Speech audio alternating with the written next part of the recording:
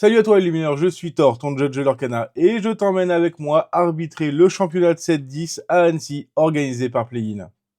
Nous voici donc au restaurant Les Trois Brasseurs à Annecy, et je vais un petit peu commenter comment j'arbitre pour ce genre de championnat de 7. Je me suis dit ça pourrait être intéressant. Donc déjà j'annonce aux joueurs le nombre de rondes, le time, je leur demande de faire attention par exemple aux problématiques du moment, par exemple réponse, par exemple le Goliath qui est un petit peu pas encore bien clair pour tout le monde. Donc voilà, la petite piqûre de rappel qui fait plaisir. On lance le time. Et là c'est parti. Donc on va commencer à tourner sur le floor. La ronde 1, j'ai l'habitude voilà, donc de récupérer les decklists au début de la première ronde. Comme ça, je sais quel decklist il me manque ou pas et comment intervenir en cas de manque de decklist. Voilà. Je vous laisse un petit peu voir donc du coup l'ambiance qu'on peut avoir en tant que judge sur un tournoi relativement calme. Parce que c'est vrai que je vous ai emmené au Urtac West, qui était un tournoi légèrement moins calme. Voilà, donc je m'amuse un petit peu pour le coup, time-lapse, voilà, montrer un peu l'ambiance.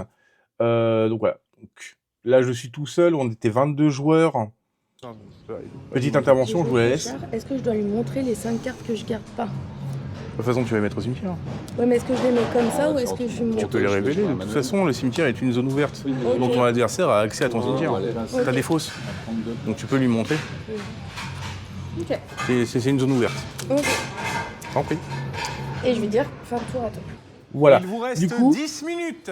Il y a pas de questions idiotes en fait. Voilà, je trouve. Pour moi, les questions les plus idiotes, c'est celles que tu ne poses pas. Donc voilà, donc je préfère qu'on m'appelle, que j'intervienne pour des questions extrêmement simples ou même moins simples. Je préfère qu'on m'appelle pour des questions moins simples. C'est pas le problème. Mais il faut être là.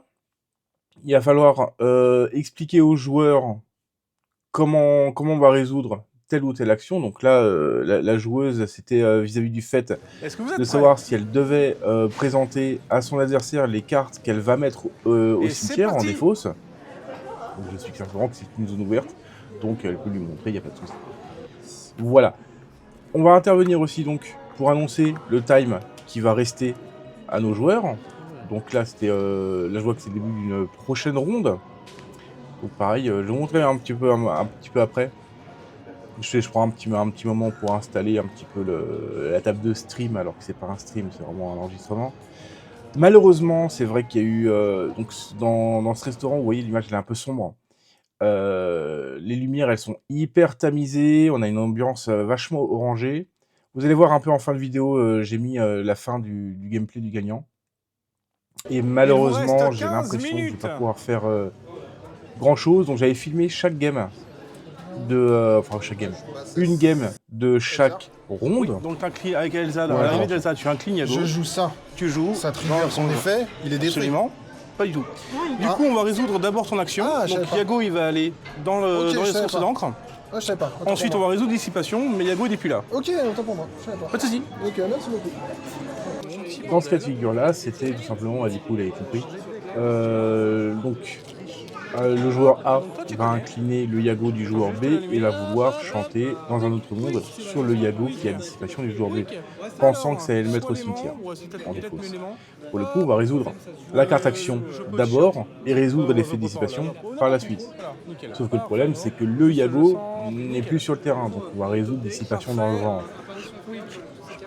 Donc là, c'est le moment que je vous ai dit où j'installe un petit peu le matos pour faire des vidéos des gameplays, parce que du coup, vous avez demandé des vidéos de gameplay, visiblement, je vois que vous aimez bien ça.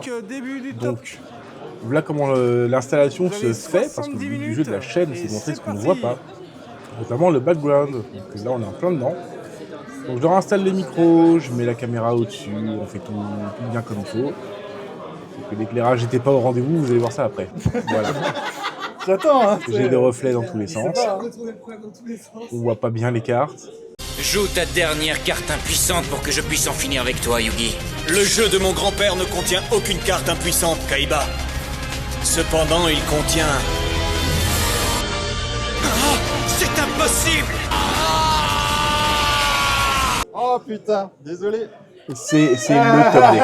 C'est vraiment un top deck qui a été incroyable. J'étais non loin, je l'ai vu un peu de loin. C'était vraiment un top deck incroyable. Et bah, du coup, le gagnant, donc qui a gagné le tapis entre pains, donc Merrick de l'Infinity Inc. Encore bravo à lui. Ce sera donc la fin de notre vidéo. Oui, elle a été extrêmement courte. Malheureusement, il n'y avait pas non plus énormément de choses à montrer. Il n'y a pas eu énormément d'interventions. Il y en a une ou deux, je les ai pas mises, mais... Judge, oui. On mange quand? Oui, aussi. J'avais pas activé la caméra. Mais je pense que je l'aurais mis dedans. Ça aurait été drôle. Voilà, donc on a des questions folles, on a des interventions qui peuvent être passionnantes, parfois non.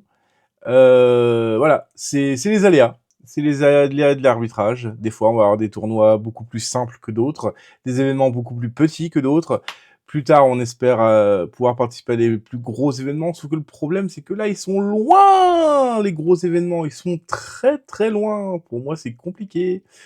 On verra ça plus tard. En tout cas, je vous remercie encore infiniment d'avoir regardé cette vidéo. Si elle vous a plu, je vous laisse vous abonner, activer la cloche, un petit pouce si le cœur vous en dit. Ça fait plaisir, ça donne de la force. Un petit commentaire, si le cœur vous en dit, encore une fois.